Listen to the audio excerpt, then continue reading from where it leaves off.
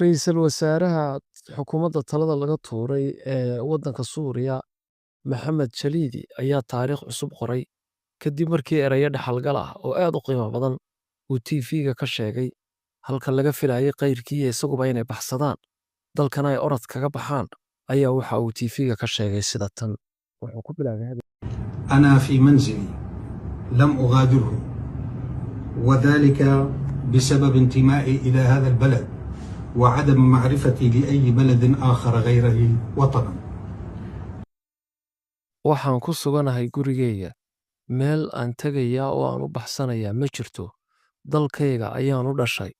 waxaan ahay mid idinka mid ah idinkuna aniga ayaa iga mid tihiin anigu ma doonayo dalka inaan ka cararo waxaan u taaganahay oon hore noogu dhaartay ilaalinta dalka waxaan idiin sheegayaa dadka reer Suuriya ee